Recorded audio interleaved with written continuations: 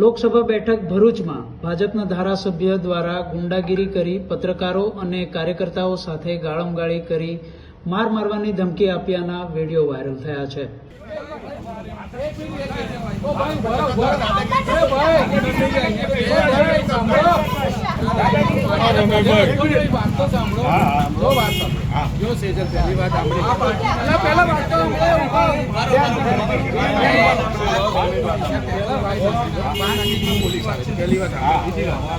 એકતાલીસ કલાક પહેલા કોઈ બહારના જિલ્લાનો વ્યક્તિ હાજર રહી શકે નહીં। પોલીસ આવે છે, અમારા લોકોને લઈ જાય આપણી હાજરીમાં।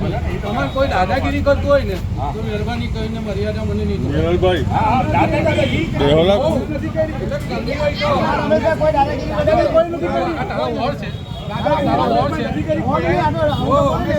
ભાષામાં સમજાવું ને એ ભાષામાં ચેતર વસાવા કહે છે કે હાર ભાળી ગયેલા ભાજપના ભરૂચના ધારાસભ્ય રમેશ મિસ્ત્રી મીડિયા મિત્રોને ગાળો બોલી ધાકધમકી આપી હુમલો કરવાનો પ્રયત્ન કર્યો હતો। આવો જોઈએ તેમણે વધુમાં શું કહ્યું। આજે ભરૂચના ભોલાવ ખાતે વિદ્યા વિહાર જે બુથ મતદાન કેન્દ્ર છે ત્યાંથી મને ફોન આવ્યા અને હું ત્યાં પહોંચ્યો ત્યારે ત્યાં ભાજપના કાર્યકરો જે 200 મીટરની દૂર અમારું ટેબલ લાગેલું હતું ત્યાં ટેબલ પર બેસેલા અમારા કાર્યકર્તાઓને માર મારવાની ધમકી આપી રહ્યા હતા, ગાળાગાળી કરતા હતા અને ઝપાઝપી કરી રહ્યા હતા।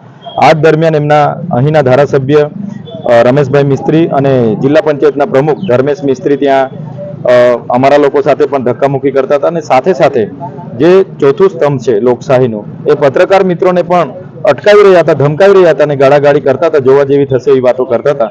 ત્યારે અમે તાત્કાલિક ધોરણે એસપી સાહેબને પણ 2 ફોન કર્યા, એમણે રિસીવ નથી કર્યો, હજુ પણ રિપ્લાય એમનો નથી આવ્યો। કલેક્ટરશ્રીને પણ મેં ધ્યાન દોર્યું છે અને આ બાબતે ઝીણવટપૂર્વક તપાસ થાય અને કાયદેસરની કાર્યવાહી થાય એ અમે એમને વિનંતી કરીએ છીએ। અમે આજે પત્રકાર મિત્રો સાથે ઊભા છે અને મને એવું લાગે છે કે ભરૂચ લોકસભા ભાજપ હાર ભાળી ગઈ છે ત્યારે ગુંડાગીર્દી પર ઉતરી આવી હોય ને આવા જનપ્રતિનિધિને આવું વર્તન નથી થતું, જાહેરમાં આવી લુખ્ખાગીરી જેવી કરવાનું, ત્યારે અમે એમને વખોડી કાઢીએ છીએ અને એનો જવાબ લોકસભામાં ભરૂચ સંસદીય ક્ષેત્રના લોકો આપશે એવો મને પૂરો વિશ્વાસ છે। ચેતરભાઈ, મનસુખભાઈ વસાવાના ગાળાગાળીના વિડીયો, ત્યારબાદ સેવંતુ વસાવાના મારામારીના વિડીયો અને આજે મતદાન વખતે જે ઘટનાઓ બની રહી છે, શું સૂચવે છે? આ વસ્તુ એવું સૂચવે છે કે છેલ્લા 30 વર્ષથી મનસુખભાઈને ભરૂચ સંસદીય ક્ષેત્રના લોકોએ મત આપ્યા છે। એમની પાર્ટી ગુજરાતમાં છેલ્લા 29 વર્ષ છે, ત્યારે આ લોકો નશામાં છે, સત્તાના નશામાં છે કે અમે જ છે। ત્યારે તમે જોઈ શકો છો આટલા મોટા પદાધિકારીઓ સંસદીય ભાષામાં અસંસદીય ભાષામાં વાતો કરે, ગાળાગાળી કરે અને જે પણ એમને કંઈ કરે, ગઈકાલે વાલિયામાં મારામારી કરી, એમણે આજે ઝઘડિયામાં મારામારી કરી, આજે આ ભરૂચમાં આવી રીતના ગુંડાગીર્દી પર ઉતરી આવેલા છે। ત્યારે આ બધું કરવાવાળા સાંસદ છે અને કરાવવાવાળા એમના ધારાસભ્ય જ છે। ત્યારે હું માનું છું કે ક્યાંક ને ક્યાંક લોકતંત્રનું હનન થઈ રહ્યું છે, ત્યારે ભરૂચ સંસદીય ક્ષેત્રના લોકો આનો જવાબ આ લોકસભામાં મતથી આપશે એવો મને પૂરો ભરોસો છે। આ ઘટનાને લઈને જે પત્રકાર સાથે ગુંડાગીરી કરવામાં આવી હતી, આવો જોઈએ તેમનું શું કહેવું છે। આજે લોકસભા ચૂંટણીનું મતદાન ચાલી રહ્યું છે, રાજ્યભરમાં સારી રીતે મતદાન થઈ રહ્યું છે એ વાત મળે છે, પણ ભરૂચની અંદર કંઈક અલગ ચિત્ર છે। ભરૂચમાં આજે ભોલાવ ખાતેની આવેલી નારાયણ વિદ્યા વિહાર શાળા પાસે કંઈક મગજમારી થઈ હતી એ પ્રમાણેની જાણકારી મળી હતી। એટલે સીધી વાત છે, એક પત્રકાર તરીકે હું મારી ફરજ નિભાવવા ત્યાં પહોંચી ગયો હતો। ત્યાં જતાં જોયું તો આમ આદમી પાર્ટી, ઇન્ડિયા એલાયન્સ અને તેમજ ભાજપના ઉમેદવારો વચ્ચે કંઈક મગજમારી ચાલતી હતી। એટલે સીધી વાત છે, હું મારી રીતે મારા મોબાઈલ કાઢીને શૂટિંગ કરતો હતો, તો તે સમયે કોઈ કાયસ્થ છે તેને મારી પર હાથ ઉગામ્યો અને શૂટિંગ બંધ કરવાનું મને જણાવ્યું, બરાબર।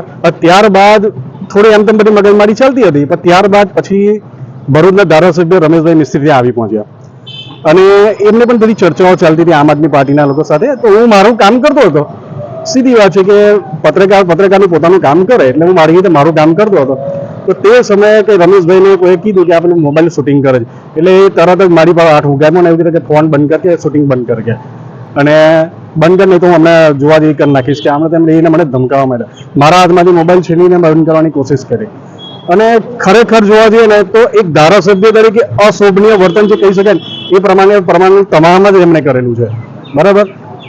ધમકાવે એટલે કેવી રીતના ધમકાવ્યા, જાણે કે એ ધારાસભ્યની કોઈ ખાલી સામાન્ય બૂટ એજન્ટ હોય ને એ પ્રમાણે ધમકાવતા હતા। તમારી શું માંગ? અમારી માંગ એ છે કે ધારાસભ્ય હોય કે સામાન્ય કોઈ એજન્ટ હોય. લોકશાહી દેશમાં ચૂંટણી પ્રક્રિયા જે પ્રમાણે થતી હોય અને એના જે કાયદા છે એ પ્રમાણે કામગીરી થવી જોઈએ. એટલે અમારી માંગ એવી છે કે ધારાસભ્ય હોય કે ગમે તે એ તમામ પર ફરિયાદ થવી જોઈએ, કાયદેસરની કાર્યવાહી થઈ જાય.